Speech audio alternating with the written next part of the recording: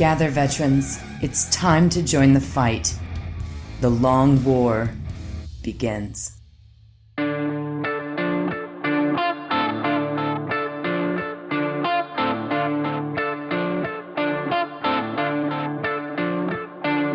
This is The Long War. I'm Rob Baer, and joining me once again are my partners in crime, Kenny Boucher and Wyatt Turk. What's up, guys? Yo, dog, great to be here.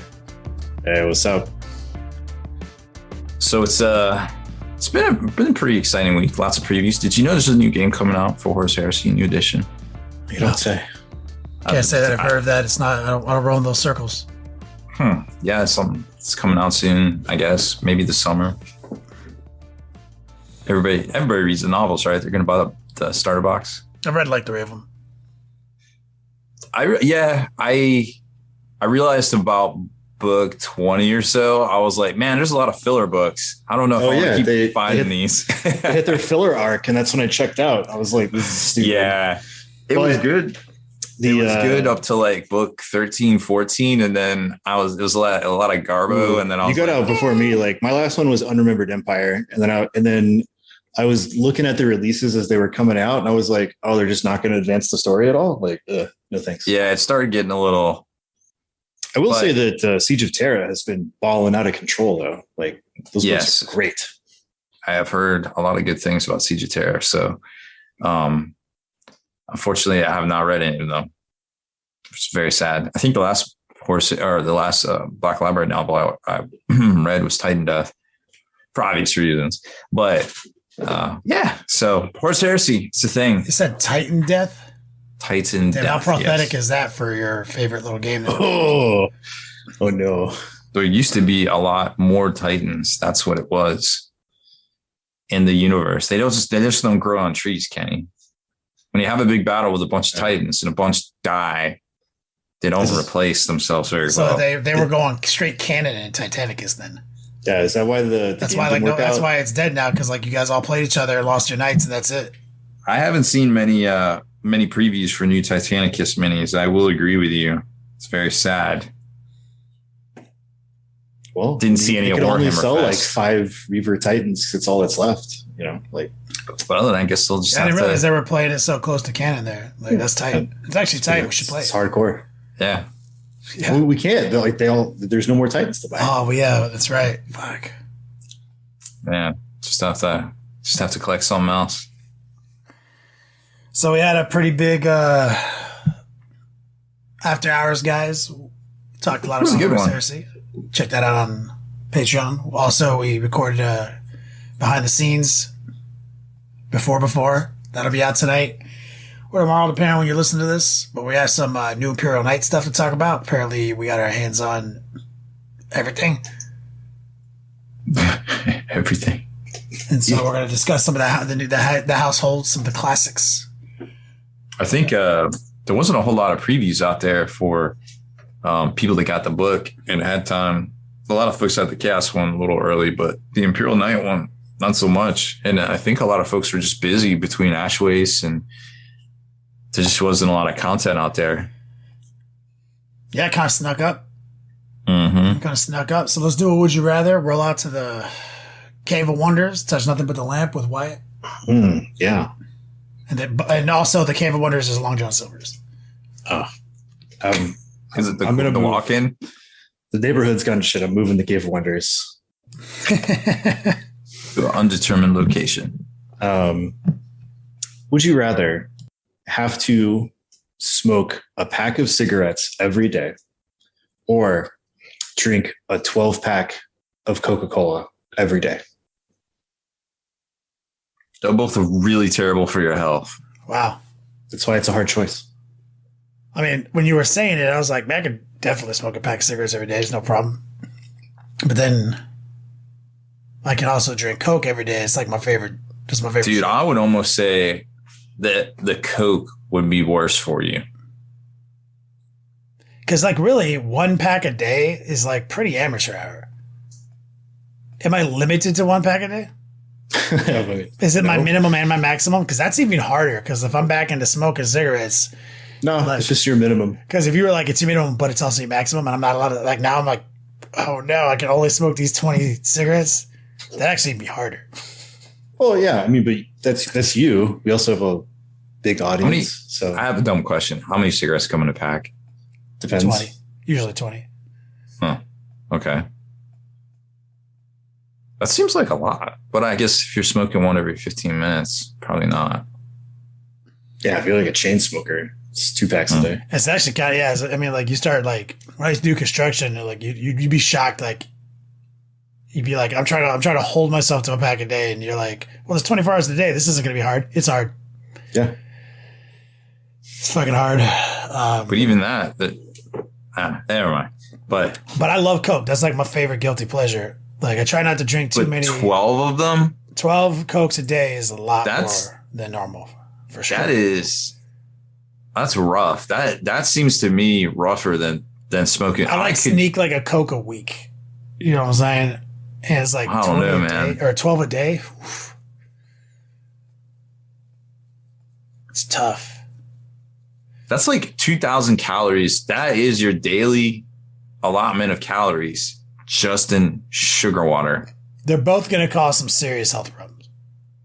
Not to mention the fact there's like 25 grams of sugar in one Coke, and you're drinking 12 of those. Yeah, no, I'm going to smoke cigarettes. I almost feel like it's more healthier to smoke the cigarettes. Like, I'm not a medical professional, but I'm going to just take my chances with cigarettes at that point. Like, that's my life now. Cigarette guy. I mean, I almost feel like I agree with you. Like, it's the lesser of two evils. Yeah. Well, I mean, maybe. You gotta appease the butthole spiders. I mean, like, if you drink 12 Cokes a day, but then you're like, to offset that, you're like, that's it, though. I don't fuck around. I take all my vitamins. I work out at the gym. I mean, if you're burning calories, like you're in the field, you're doing stuff, that's 12 Cokes is probably ish. Well, okay, let's look it up. I'm going to look it up. That's how many grams of sugar is that? That has to be a significantly unhealthy amount of sugar. Coke nutrition label. Right and it's here. not even, well, I don't even think it's real sugar. It's 140 calories per Coke. Can of Coke, 12 fluid ounces, standard shit. Or yeah, that sounds right. So it's 100. So you'd be liquid caloried at 1680. So 1680 your calories are coming from liquid right there. Now of those calories, it is 40 grams of sugar, as Rob said. 40 fucking grams. 40? Of sugar. Oh my 40 God. grams of sugar? You're only supposed to have like 25 grams a day. So that's 480 grams of sugar. But also, so it says carbohydrates 40 grams, 13%, but under it says sugar. So I'm assuming they're acknowledging that the carbs are sugar, because it doesn't also show a percentage of sugar.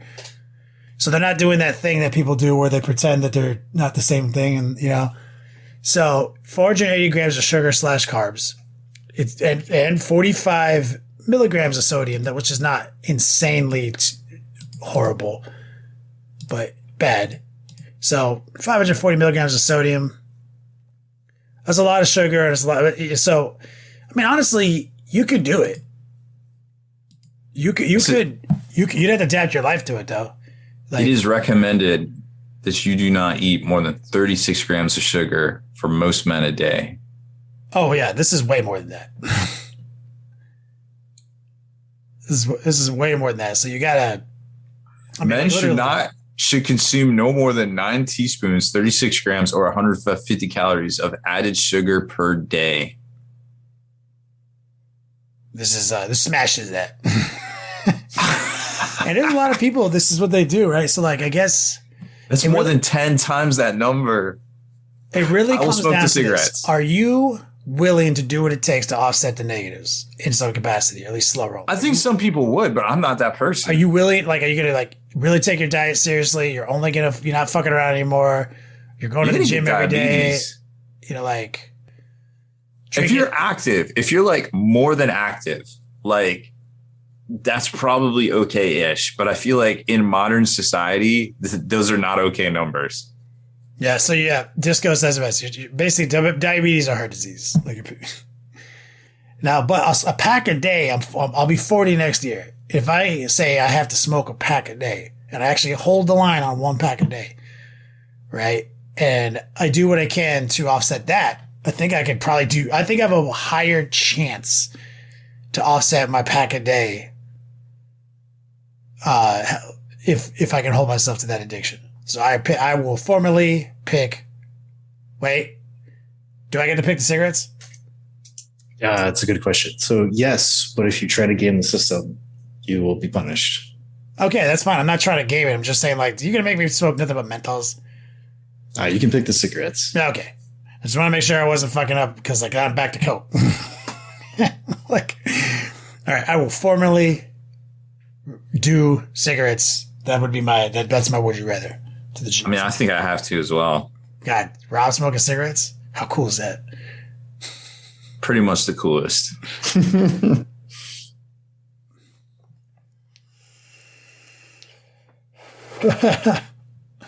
I'm not gonna game it because I get ball spiders. Yeah. Nobody wants to be with spiders. Not once. I mean, sometimes it's sometimes like if you got sucked into like a talon, would you rather? You know, butthole spiders half the time. Those are bad would you rathers. All right.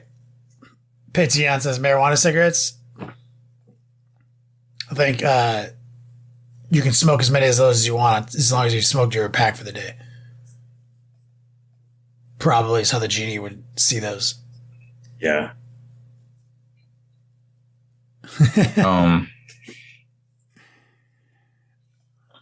Wow. So me and Rob we're just a bunch of fucking content creators smoking cigarettes and shit.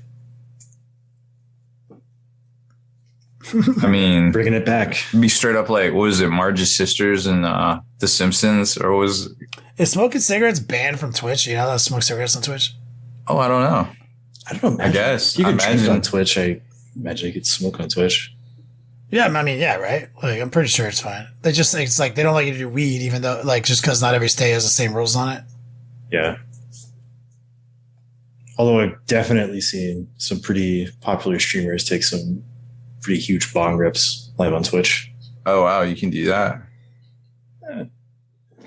I mean, if you're not like saying, here's my sack of weed, I'm dumping my sack of weed into this bong, like, it's your like bong rips, tobacco, there's water tobacco pipes, dog. I've got one of those for tobacco. All right. Good one. Rob, want to do some news? I would love to do some news. So a bit of late breaking news that just kind of happened this afternoon is Wizards of the Coast officially announced the Magic the Gathering Warhammer collaborations. The first one will be Commander decks for Warhammer 40K. There will be 4, and they will come in both a collector's edition and a normal edition. Now, these are not going to be booster packs that you can rip open and get singles out of. These are non-standard format legal kind of self-contained decks, I guess, is the easiest way if you're not familiar with Magic to kind of explain it. That you can play, you can just pick up and play with your friends or whatever. And the art, they released some of the art, looks pretty dope. Abaddon, and there's a card called Blood for the Blood God where the corn symbol is spelled with the broken and bloodied suits of armor of Ultramarines sprawled out on the battlefield in the shape of the corn symbol. So that was pretty graphic, but in a cool artsy Magic the Gathering form. So the first deck will be Tyranid Swarm. The second deck will be Forces of the Imperium. Third, Necron Dynasty, and fourth, the Ruinous Powers. And the collector's edition come fully foiled with never before seen special surge foil and has the same card content. And that was what they kind of previewed. There'll also be some secret lair drops for Orcs, Age of Sigmar, and Blood Bowl at some point as well. Now, previews for the 40K Commander decks will start on July 26th. There'll be secret lair drops all of the month of, the last 3 weeks of August. The release of this commander's decks will be on the 12th of August. And there'll be like the launch weekend and everything that weekend, basically. So definitely some pretty cool stuff to look forward to if you want to get your hands on some Warhammer 40K Magic cards. No price point yet on all that, but I'm sure we'll see a lot more of it here in the near future.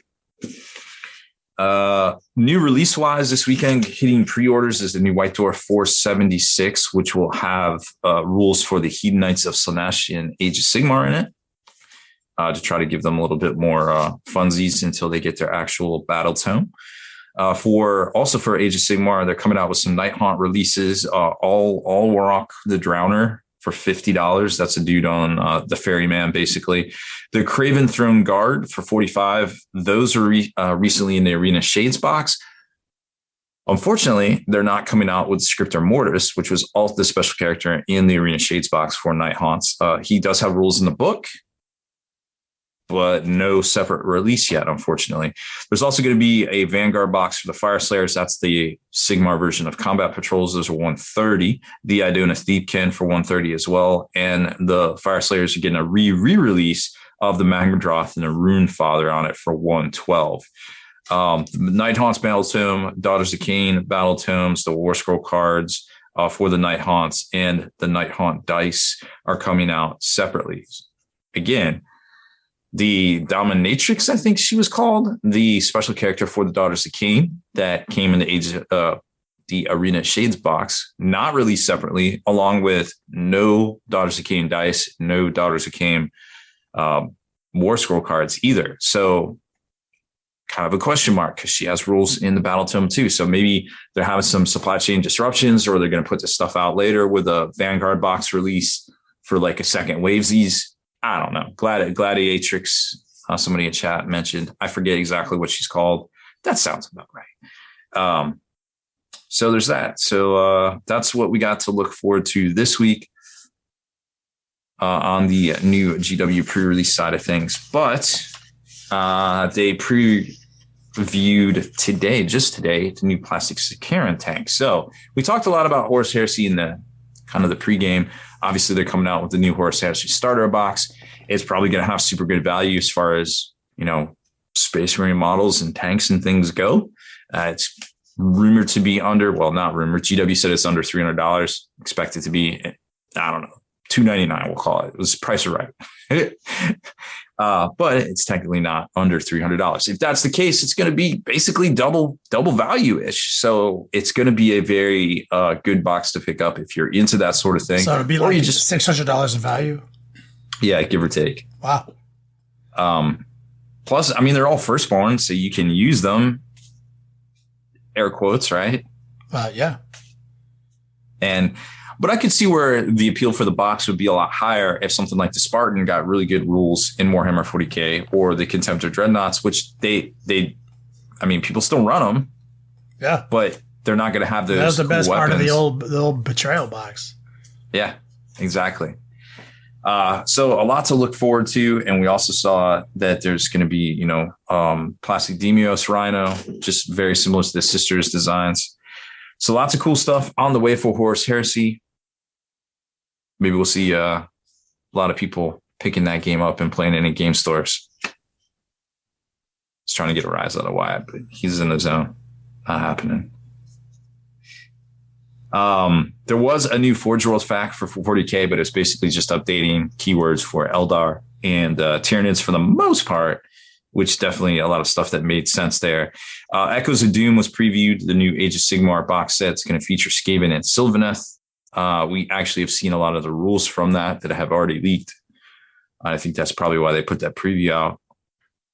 It looks like the new Sylvaneth models, kind of like a, I guess you could call them a cavalry model. They're moving 12, and you can do things like if you charge and you do basically the 40K equivalent of Overwatch, or the AOS equivalent of Overwatch, you can dip out on a 2+, and then they just kind of stand there, which you might remember in Warhammer Fantasy was a big tactic to run your cavalry out, and somebody would try to charge them, and then you to fall back, and then their flanks would be exposed to like your other troops. And it was a whole thing and a very big tactic. So it's interesting to see that similar-ish mechanic, but not so much with the wheeling, which is super annoying, coming into Age of Sigmar. So keep our eyes on that one to see how it all plays out. There was a really cool release coming out from Anvil Industries, the Ogre suit, which is previously a digital file that you could download, and they gave you the Blender file so you could edit it and do all sorts of cool things with this. It's just basically like a really cool suit of armor that had a lot of options, like fully enclosed cockpit or like, exposed cockpit. Just kind of think like the power lifter from Aliens or the snake armor from G.I. Joe for Cobra, if you're familiar with that. Very similar. Lots of gun options, lots of cool, you can make them a robot, you can make them pilotable and things like that. Coming out, and you can actually buy it in resin. So they're actually producing it. They took their digital files and they're putting it out. So keep an eye out for that. If you weren't able to get it printed out, or you wanted to actually, go in and actually use their little builder and make your own suit of armor there. It was really cool to see. And last, but certainly not least, and I don't know how to say this word, but there is a new Horus Heresy book coming out. Well, they previewed a few of them, but one of them has a short story in it by Mike Haspel. So another reason to look forward to the Horus Heresy coming out probably towards the end of May, early June. So that's all the big stuff I'm kind of tracking as far as new releases go on the game side. There's a lot of Kickstarters out there coming and going. Ultravern or Lore Miniatures has a new Imperial Guard alternates coming out. Actually, it's already live right now, and that looks pretty cool. Printed out a lot of those miniatures and was having some fun with those. They have some really cool fighters, like some counts as Valkyries and things. Their Sentinels are really cool. They're kind of like a cross between like the old Star Wars Scout Walker and some of the Dust Walkers, with a little bit of, there's some 40K feel in there too. So lots of cool stuff out there. It just kind of depends on what's tickling your hobby pickle these days.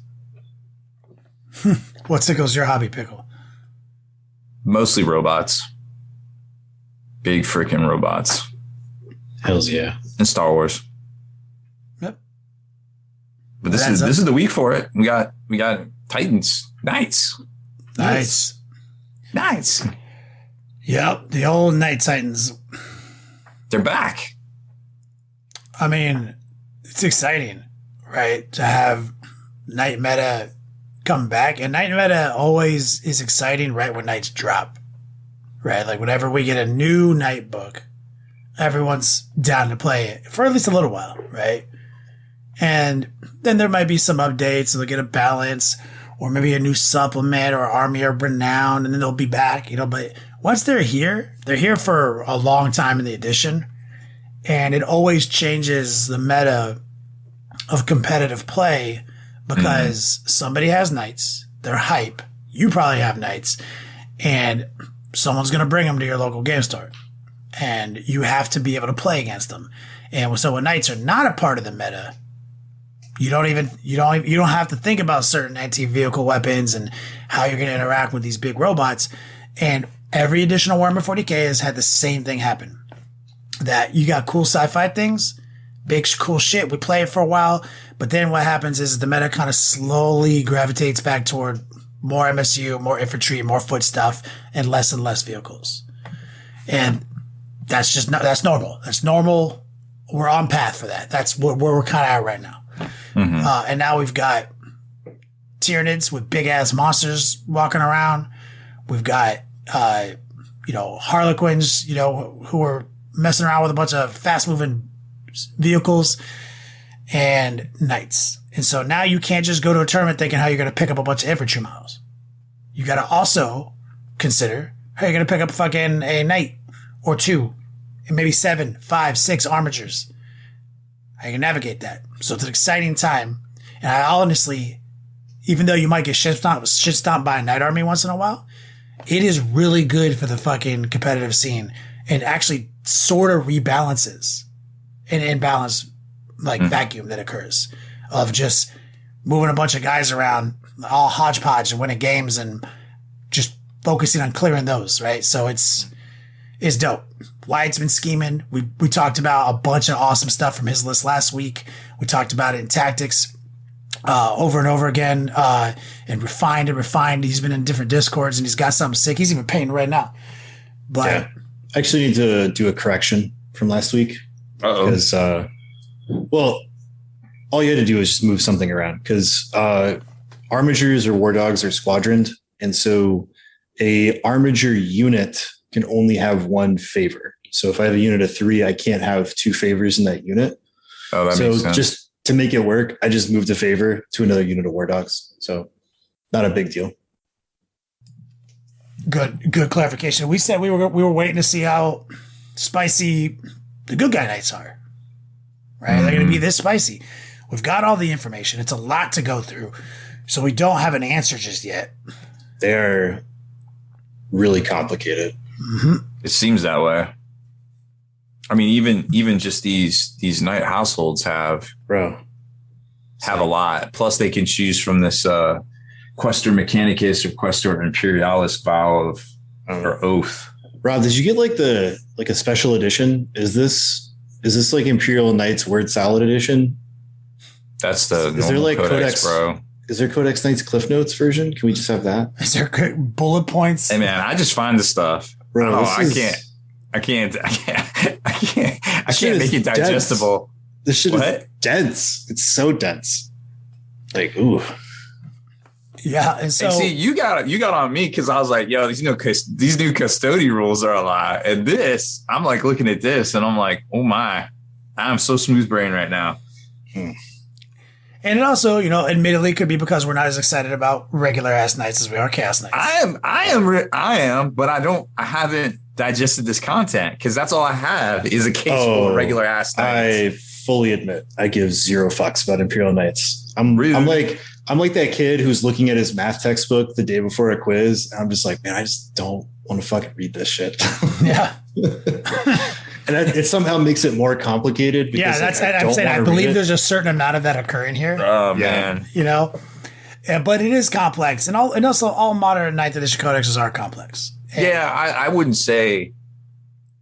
I mean, shit. Good on you if you play Death Watch because there's a lot of rules. You get everybody's rules, So like. Mm-hmm. But this is a lot. That's the caveat. Our breakdown today is going to be on some of the households. We're not going to go into the vows and the courts and all this, which are all, if you look closely, mirroring the chaos stuff, right? We've got with our favors and stuff like that. So there's a lot. There's a lot, and we're not going to just read it. We're not going to read 15 things in a row. Just we looked at it. We looked at the households, and over the years, as knights have been in the scene, there's been a few houses that have been like very popular in different eras, right? House Tyrion, Hawkshroud, Crass. Crass was real popping for a while. Mm-hmm. I think most of the list, I think, was mostly Tyrion, right? Yeah, there was a lot of those. People were running that, the OG One Night Blood Angel and the Imperial Guard soup. I think the Castellan was that one AdMech thing where they get the one reroll so they could reroll the number of shots on the plasma. Wasn't that the thing? Maybe. Man, it's I don't remember. I know I've just remember those names and playing against them a lot. I've never played Imperial Knights. I've never personally made an Imperial Knight army. But there's some cool stuff. We'll hand it over to Wyatt. We'll at least start with those 3 households, and then maybe there'll be like here's one that is pretty cool to look at too, like follow up. I don't know. Yeah. So we got first up is House Terran. It's the guys with the horse. Oh, House Raven. Thank you, John Bianco in chat. House Raven is one of them. Oh yeah, that sounds about right. Cool. So House Terran, they have a household tradition where each time you roll an advance or a charge roll for a model, you roll additional dice, you get to drop one. It's pretty cool. That is. They have a stratagem called. Should we start with the thing that all of them can get, whether they're No, we're just doing Panicus or Imperial. Because we're just doing the households. The thing they get for being the household, the stratagem they get, the relic they get, and that warlord trait they get. Yeah. We don't need anything else. It's too many things. Yeah. It's going to take us a while to get through all these anyways. Yeah, this is already 30 ones, things. Right? Yeah. Okay. Stratagem. It's glory and honor for 1 CP. It's in a fight phase for any House Terran model. You get +1 attack, and you get to reroll hit rolls of 1 for melee attacks. Pretty solid for 1 CP. There's a warlord trait called Champion of the Household, and you can reroll advanced and charge rolls made for this warlord. Yeah, very useful. Yep. Then they have Thunder of Voltoris. It's a rapid fire battle cannon relic. Looks pretty similar to the normal battle cannon, except it does D6 plus 6 shots instead of 2D6. So it kind of maxes out one of your hit dice, which is kind of cool. Seems okay. Lots of PPs. No, it's interesting because they seem to be kind of geared for moving in there and punching things, but they also have like a sick rapid fire battle cannon. Yeah, which I like. We got House Griffith. Their tradition is Glory of the Charge. Each time a model with this tradition fights, if it made a charge move, was charged, or performed a heroic intervention, then until the fight is resolved, add 1 to the attacks characteristic of this model. Useful. You got a 2 CP stratagem called Dragon Slayer. Use this in your shooting phase, any House Griffith model, or in the fight phase for any House Griffith model. Till the end of the phase, each time that model makes an attack, if the target of that attack contains any vehicle or monster models, add 1 to that attack's wound roll. Ooh, love it. This is Griffith? Yeah. It's not They have bad. a warlord trait called Master of the Joust. This warlord is eligible to declare a charge in which it advanced. Really, really good warlord trait. That's solid. They have a relic called Mark of the Lance. It's for Questoris class models only. Each time the bearer finishes a charge move, select 1 enemy unit within engagement range of it and roll a d6. On a 2 to 3, that enemy unit suffers d3 mortal wounds. On a 4 or 5, that enemy unit suffers 3. And on a 6, that enemy unit suffers d3 plus 3 mortal wounds. Some bonus mortal wound action. A little impact hit sort of thing. Yeah, that's pretty neat. Mm-hmm. Got House Cadmus. They have the household tradition Hunters of the Foe. Each time a model with this tradition makes a melee attack, you get reroll a wound roll of 1 unless it's against vehicles or monsters. And if the target of that attack contains 6 or more models, when this unit was selected to fight, you could reroll the wound roll. Oh, so this guy can go in there and sweep up a bunch of dudes. Yeah, it seems like what their whole thing is, anti-infantry. Mm-hmm.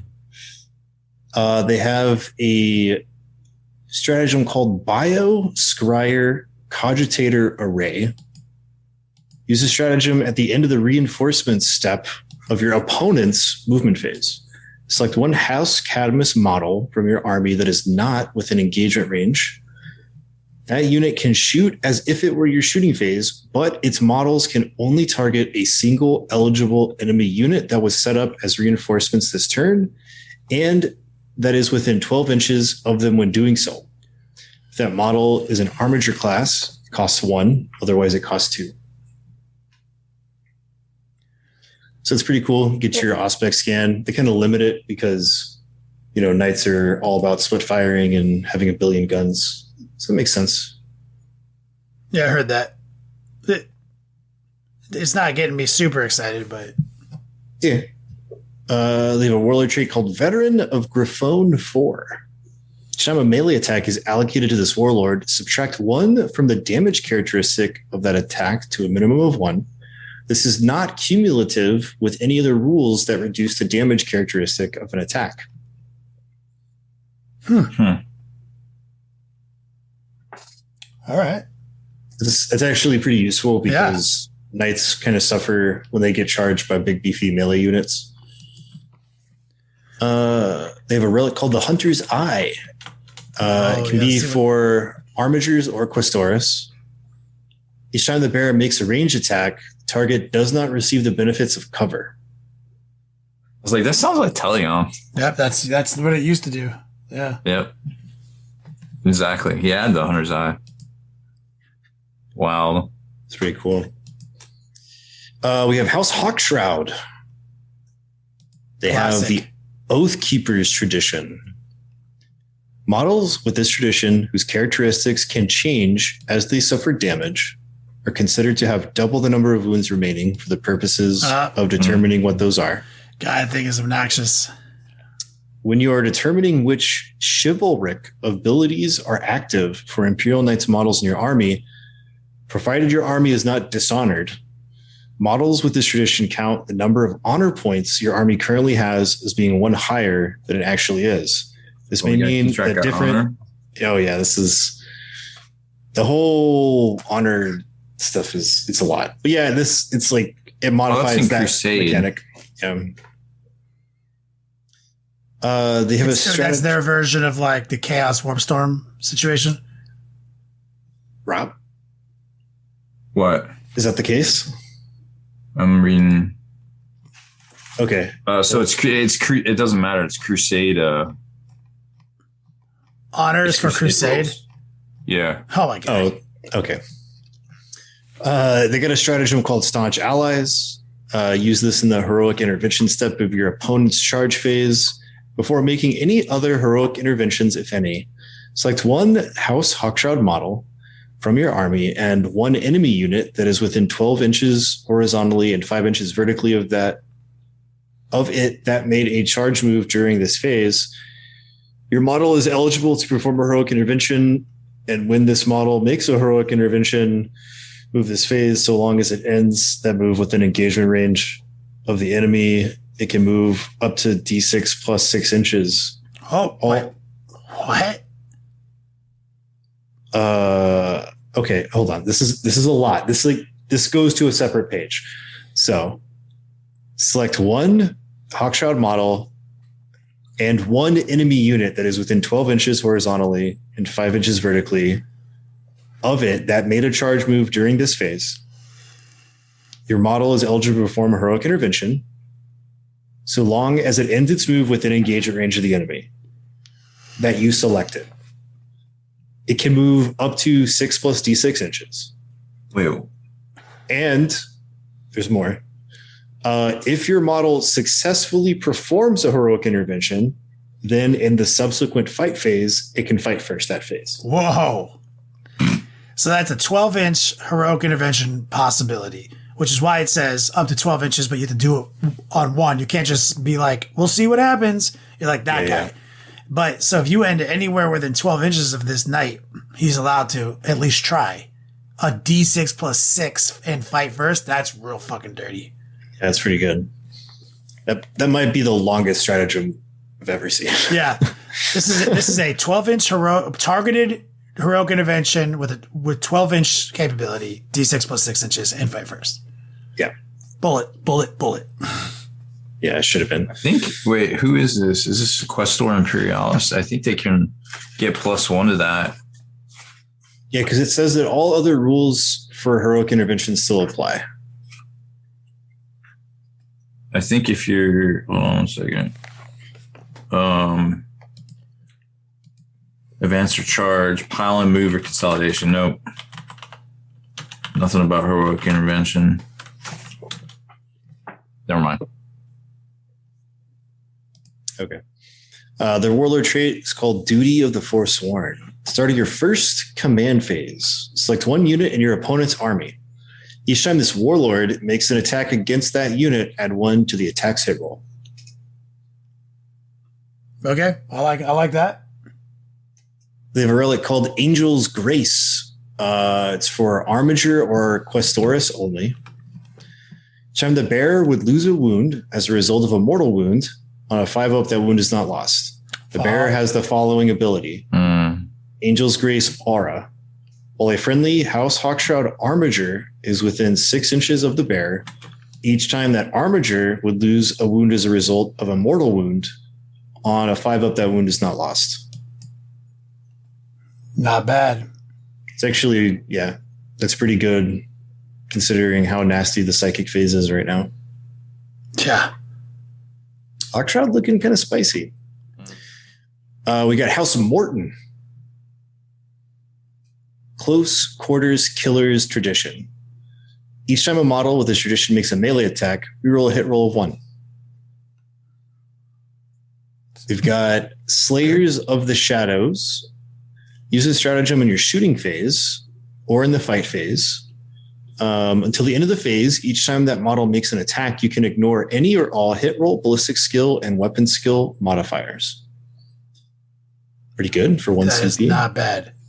Pretty good for 1 CP. They have the Warlord trait Legacy of the Black Paul. Each time a range attack is made against this Warlord, if the attacker is more than 18 inches away, subtract 1 from that attack's hit roll. Pretty solid. Fuck yeah. These guys are playing games. They got a big old relic. Replaces the Reaper Chainsword. It's called Honor's Bite. Each time, select a profile. So they have the Strike, which is strength plus... Sorry, I was just reading that. I was like, wow. Yeah. So it's plus 6 strength, minus 5 AP, 6 flat damage. And on unmodified wound rolls of 6, take 3 mortal wounds in addition to normal damage. Holy shit. But I mean, you can... I think they get... Hold on, let me see what Questor... I think they get 6 attacks. No, they get 4. The sweep is strength 8, minus 4, 2 damage, and also has the mortal wound, but it's just one per. Who do you give it to? Do you give it to a Gallant? It's pretty nice. Gallant has 5, so the chances are you'll get 1/6, maybe. If you go in close combat. So that's a pretty good relic. Seems like these dudes are all about fight phase knights. It's pretty nice. Get House Raven. House Raven's been really popular. They also have a different mechanic. The Mechanicum houses have a slightly different mechanic than the Questor houses. Household Tradition, Relentless Advance. They get extra wounds too. Oh, cool. You get plus 1 wound too if you're Titanic, and you regen 1 wound per turn. So they have the really good rule of remaining stationary. So when they make a normal move or advance, it ignores any or all modifiers to its move characteristic and advance rolls. And each time it is selected to shoot, it counts as having remained stationary. That's actually kind of a big deal because most of the events that people are going to, dense terrain is ruled as impeding Titanic models. So being able to ignore the -2 from dense/difficult terrain is pretty nice. So run right through it. Wild and naked. They have Order of Companions stratagem.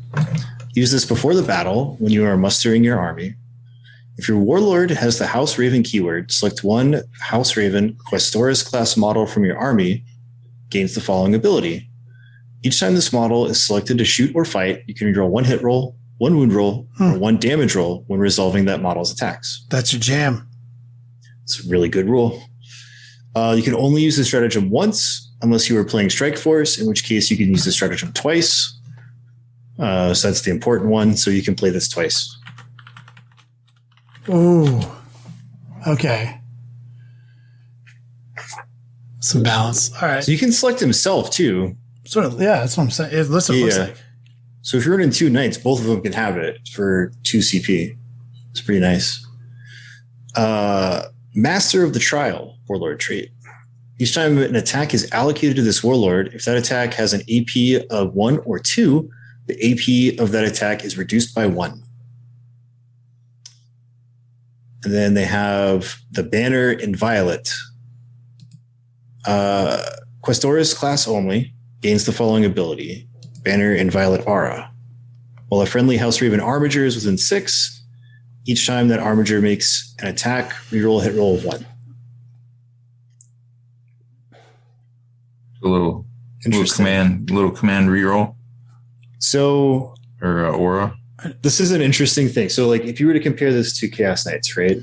So, my whole army gets this Order of Companions ability all the time, just for being House Vextrix, right? Mm-hmm. Theirs is slightly better because you can do it in both phases, whereas you have to pick a house in Chaos for shooting or fighting, but it's very similar. And it costs them 2 CP. You can only do it on 2 knights. They have a really good warlord trait of reducing AP by 1. Yeah. So they have armor contempt. Right. And then they have to buy a relic for something that my Desecrator just does naturally, which is let Armigers reroll hits of 1. Well, I mean, that's what the Perceptors do in this too. Oh, so they also have that? I think the Perceptors do. That was always their thing. Let me double check. So this guy this guy simulates what you're doing. Yeah, it costs more resources for it to be a little bit better. Yeah, and also and the thing is, obviously, armor contempt is not better than no rerolls to hit and transhuman wound. Oh yeah.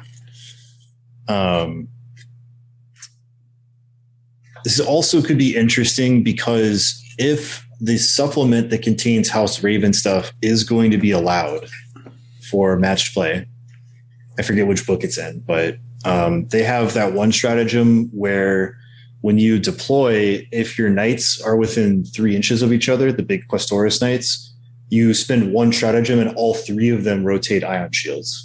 Or both of them rotate ion shields, whatever it might be. Well, traditionally they said, like we saw with Crusher Stampede, that shit goes away when this comes out. If it's like they're going to have to make a chart, if it's not, I haven't seen the chart. So if it's not already like, to my knowledge, Crusher Stampede being disallowed is actually community based, not. No, they said it's not. Yeah, they released this chart that was like these books are allowed and these books aren't. Okay, it was like a 2-page chart. Yeah. Maybe if somebody is a big Knight player, they can tell me in the comments. Sure, I have a copy of it somewhere. I'll go look it up. We got House Tyrannus. They have Omniscience Grace. Each time a model with this tradition loses a wound, unless that wound is lost as a result of a mortal wound, on a 6-up, that wound is not lost. So terrible, feel no pain. Yeah. The worst version of Feel No Pain. The absolute garbageous version. Yeah. They have Our Darkest Hour stratagem. This is another big one. Use it in any phase when a House Tyrannus character model from your army is destroyed, but does not explode. Place a marker on the battlefield in the center of where the destroyed model's base was.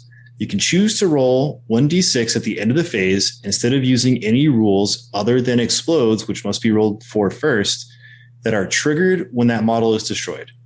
If you do so, then on a 4+, set that model back up on the battlefield as close as possible to the marker you placed and within 6 inches of that marker, and not within engagement range of any enemy models, with 3 wounds remaining. If it is not possible to set up the model, it is destroyed. This stratagem can only be used once per battle. If that model is an Armiger class model, the stratagem costs 1. Otherwise, it costs 2 CP. 4+, get back up. Not bad.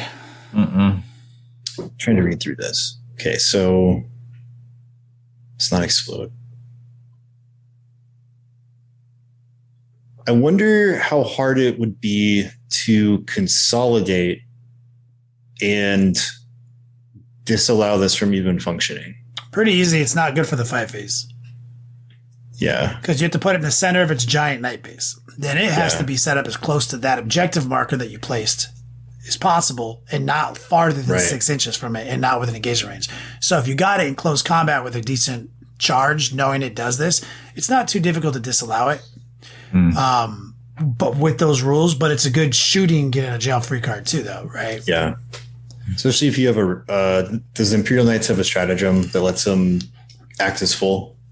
But it's a 50% chance that it gets back up. You can't re-roll that dice, and it costs 2 CPs.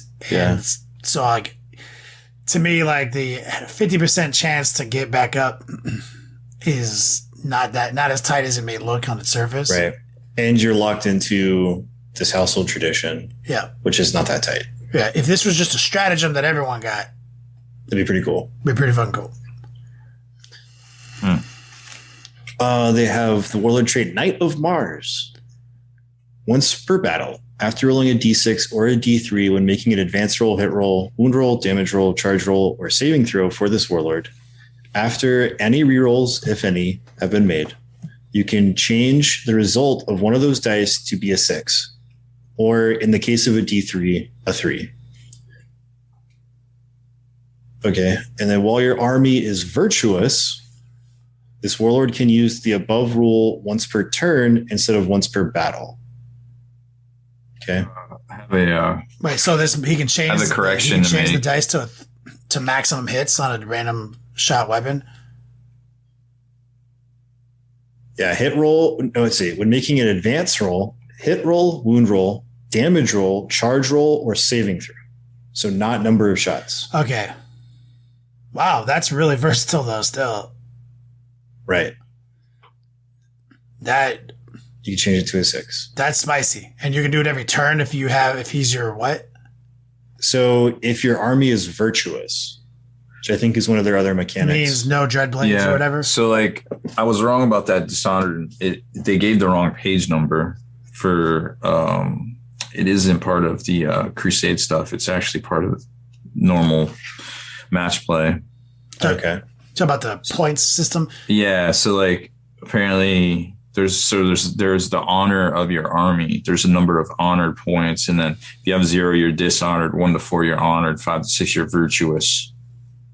So 5 to 6, you're virtuous. And is that based on similar mechanics like killing things for points? That's what I'm looking at. So like, if you declare a charge, but fail to do so, you lose an honor point. Oh, wow. Yeah.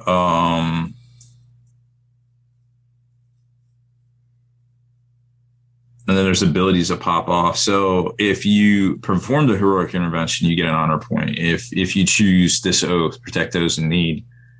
If you made a charge move against the enemy unit, the start of charge phase within engagement range of another friendly unit, you get an honor point. So you have different goals based on vows, based for achieving this. It's not based loosely on killing things. It seems. There is one for that. If 2 or more enemy units have been destroyed by melee attacks, you gain an honor point. If you destroy one warlord character, monster, or vehicle with melee, you gain an honor point. So they're not as easy to rack up, but you might have several of them doing different things. Well, you only need 5 or 6 to be virtuous, so I could see why. If you control more objective markers.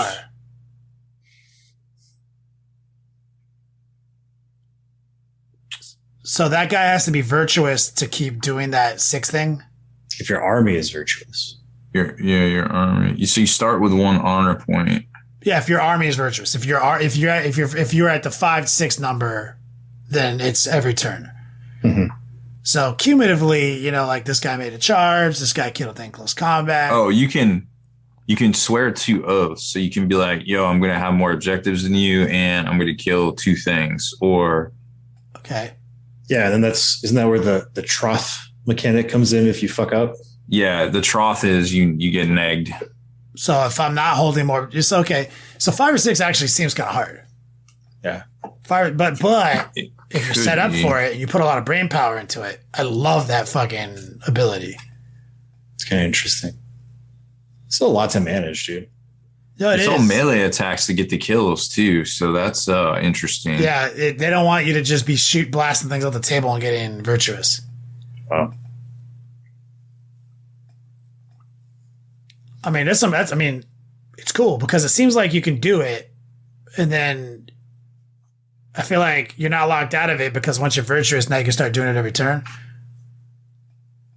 Yeah, but it could take you a hot minute because say you make a charge, you get a point, you control more objectives, which I don't know, that's dicey. You get a point. So now you're at 3. Well, you better you should always take that because if you're not controlling more objectives, you're not. Yeah. So, but that might not happen on turn 1 or 2, right? So maybe you want to switch. I don't know if there's a switch mechanic. So then you're only honored. So it really could take you to turn 3 to be that's what virtuous. I'm thinking. I predict you'll be virtuous on turn 3. Right. So I don't know. Yeah. It's going to take a second. You don't get to do this on turn 1, but it's cool. I'm not saying it's the best one. Yeah, I think it's not cool. Really neat mechanic to do that. Like, there's definitely been some spicier ones than this. I mean, there's got to be more mechanics like, hey, you can toggle the oaths, or hey, you start out with more, whatever. I'm sure there is. There's got to be something. Virtuous seems to be an army-wide rule or pride. It's very similar to the other to the chaos shit, right? Where it's cool. It's cool. And the thing is, it's not like you must be virtuous to do this. It said if you're virtuous, then you can do this every turn instead of once per game. Yeah, it's cool. They actually have a pretty cool relic. It's called Fury of Mars. You can select any House Tyrannus model. You select a meltagun, a twin meltagun, a thermal spear, or a thermal cannon, and it counts as a relic. Gets +1 strength. You delete that weapon's abilities and add 2 to the weapon's damage characteristic. Oh, so if it's like So if something had blast under the abilities keyword, you remove blast.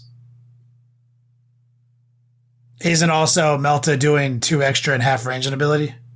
Most of the time, yeah. It so scales like what with it's the saying bigger is, the gun. fuck the half range thing. You just do D6 +2 damage. If that's the case, I don't know if that's listed under abilities or not. Let's go to a data sheet. Check it out real quick. I think it's giving you long range Melta. Okay, yes. So the thermal cannon under the abilities, it has blast and the D6 +4 extra damage. So naturally it's D6 +2, which would be D6 +4 all the time. But then you say you delete that, so it's not an ability, it's just what it does? So under the normal damage characteristic of the thermal spear, it's D6 +2. And if you go within half range, it becomes D6 +4. So you delete that ability and add 2 to the damage characteristic. So it's just always D6 +4. Yes. Yeah, so it's giving you maximum Melta gangsterness without being in half range. Mm-hmm. Neat. That's nasty.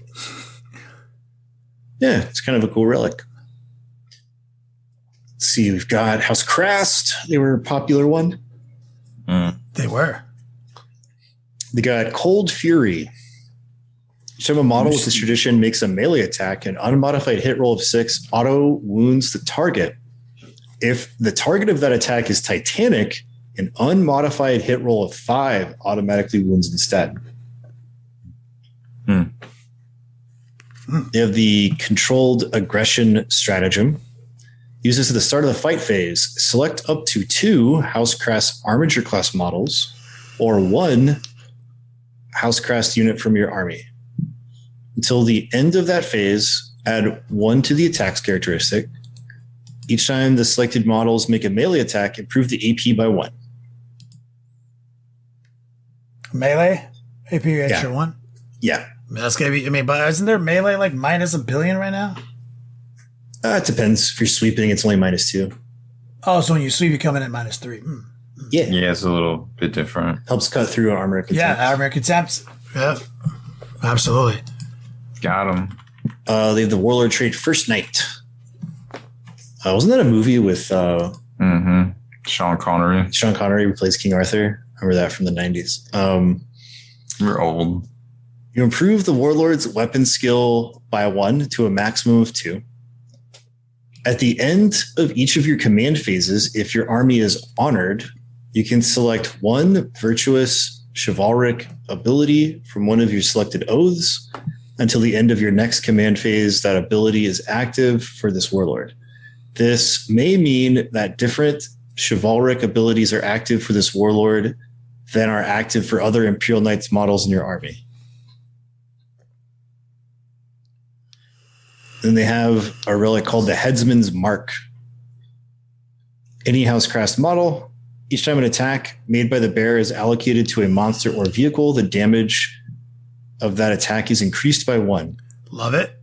Each time the bearer makes an attack against a Titanic unit, add 1 to that attack's wound roll. So, Titanic unit has vehicle keyword and Titanic keyword. Mostly. A knight would, right? Yeah. So yeah. +1 to wound, +1 damage versus other knights. It's the Night Killer guy. Yep, Night Killer Relic. Night Killer Relic. Nice.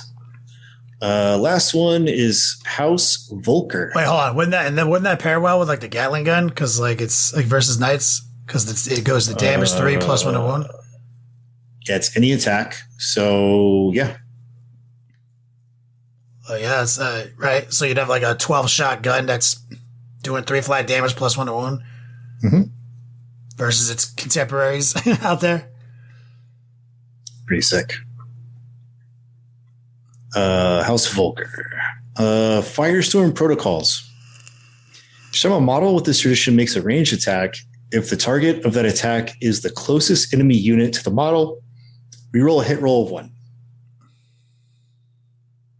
Got a Saturation Bombardment stratagem. In the shooting phase, when a House Volker model is selected to shoot until the end of the phase, each time that model makes a ranged attack on an unmodified hit roll of 6, 1 additional hit is scored. If that unit is an armiger, it costs 1. Otherwise, it costs 2. Nice. Good old exploding 6s strat. Yep. They got the warlord trait Adamantine Knight. Each time an attack is made against this warlord, an unmodified wound roll of 1, 2, or 3 always fails, irrespective of any abilities that weapon or the model making the attack may have. So this guy can be the transhuman exploding 6 guy. That's pretty high up there in the list. Yep. They have the relic Auric Mask. Creates an aura. While an enemy unit is within 12 inches of the bearer, subtract 1 from the leadership characteristic of models in that unit. While an enemy unit is within 6, subtract an additional 1 from the leadership characteristic models in that unit for a total of -2 leadership. And each time a combat attrition test is taken for that unit, subtract 1 from that combat attrition test. That guy really wants people to fail fucking shit. Yeah. That might be like one of the most strongly worded leadership morale modifier guys I've seen. Yeah. Yeah, so I mean, like, this is obviously the best warlord trait. It seems like it, yeah. I don't see transhuman having something that's better. I mean, we can kind of scroll up because I'm pretty sure they have a double up warlord trait thing. So let's see. Strats. Yeah. And that was a relic. The leadership thing's a relic, right? Yeah, so they do have a stratagem to double up on warlord traits. So one unit can have 2 warlord traits. So that guy could be transhuman and something dope, and he doesn't need that relic. He can get a different relic. Yeah, so I'm looking up the other warlord traits. Warlord traits. Here we go. Let's see. We've got CP generator, additional mortal wounds on ranged attacks. 4-up invul save against ranged attacks. Oh, okay. So this guy can have a 4-up and transhuman? Yeah. +1 attacks, yada yada. 2 to move, yada yada. Engagement range stuff. Plus, you just always take ion bulwark. Yeah. Oh, an ion bulwark. Ion bulwark plus that other one to have transhuman and a 4-up against ranged. And now go to relics real quick. See if there's a defensive relic. Okay. Because we're just trying to make a comparable knight to our chaos shit. Yeah. Armature, Knight Valiant, Gauntlet, Call's Wrath, Judgment. There's one that gives you regen D3 lost wounds. Tight. That's on the list right now. Okay. OBSEC. Oh, that's what your guy has, right? Yeah, it's called Banner of Macarius Triumphant. That guy gets OBSEC. Okay, that's a good one. Nightly Teachings, no. There's Helm of the Nameless Warrior. Melee attacks inflict mortal wound on 6s. Let's see, there's one about bondsman abilities. No. There's another gun one. That one's armature only. There's a one that gives him a save of 2+. Ooh, so you can, there we go. So what's that one called? It's called Armor of the Sainted Ion, but here's a better one. You can take Sanctuary. Questoris has a 4-up invul in melee. So you can have a 4-up against range with a Warlord trait. But a 2-up is pretty close to a 4-up in melee. Right? Because like AP3 takes you down to a 5. Yeah. AP2, you're still on a 4. So would you just rather have a 4-up all the time? No, I'd rather have a 2-up, 4-up transhuman because it doesn't have a hit manipulator like your guy does, right? I suppose that's true. So like, I want to bounce everything off at 3s and stuff that normally. So yeah, it's the end of them. So everything else is guns, melee, weapons, or like weird mechanic stuff with the honor, household, and bond abilities. So pure defense, you have Sanctuary, which is 4-up invul save against melee attacks, and Armor of the Sainted Ion, which is 2-up. 2-up armor. Yeah. So you can make a reasonably hard to interact with knight as well. Cool. Yeah. So I guess one of the generic martial traditions, if you don't pick one of these houses, you can do the kind of like the McPick thing on the martial traditions, and each time it basically gets transhuman for close combat. However, each time the armor pen of a melee attack of -1 is allocated, it becomes 0 as well. So you can blanket this as well, but only for melee. It looks like. But you can't get one of the cool houses. Yeah, but the 2-up already does that, right? Like, so -1 goes to 0, but -1 makes me have 3, which is the same. Having transhuman on. But only in melee? Nah, man. You're going to get alpha struck. You got to have it on right out the gate. That's true. Like, and the difference is like, if you go first against this knight, he starts with transhuman, whereas Wyatt's doesn't. To hit, Wyatt starts with you can't reroll to hit, but this guy may start with a 2-up stock save. So this guy has very comparable defensive capabilities to start the game with. And so I like that a lot. And, what was our pick for, we picked this guy because of transhuman. What was his, what was this free thing he gets to do as Oh, I gotta scroll way back down. Because of the Questoris Mechanicus. He also gets, he gets +1, or if he's Titanicus, he gets +2 wounds, and he heals a wound each turn. So your guys automatically going to be doing that. If he attacks with a ranged attack on the closest enemy unit, you get reroll hit rolls of 1. Useful. Right, that's his house tradition.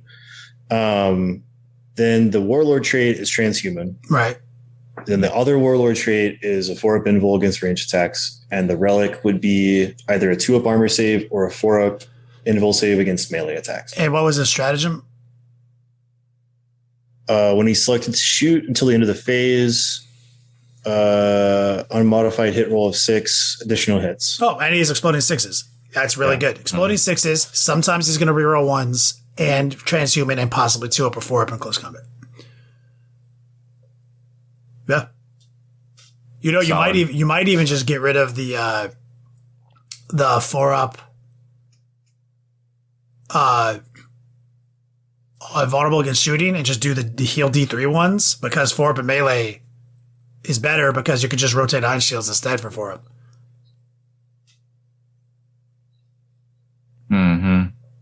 So you might just do like 4 up in close combat, rotate Iron Shields for shooting, and heal D3 wounds, and exploding 6s, and transhuman. Yeah, seems like a pretty good one to add if you're ever just going to add one. Yeah, not bad. Oh, wait, hold on. Can you do that, or does he have to be a free blade? Oh, wait. I bet he I thought the whole thing was they had to be a free blade or a dread blade to add in. So how does that work? What? If you're going to add one knight to your Agents of the Imperium. Doesn't he have to be a free blade? Can he not be part of a martial house? Oh, I don't. No. So that may be the case. Okay, so it says there's an army of renowned in here. Yeah, it's called the Free Blade Lance. So I don't think that's the same thing. No. Let's see, it would be near the start, right? You would think. Okay. That's the houses. So it would be in. So traditions, noble households,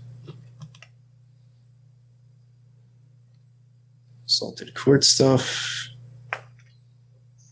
relics, winter treats. I know it's in here somewhere. Yeah, because they previewed it. Yeah, I'm trying to go to GW's Those are secondaries. The data sheets. Noble households.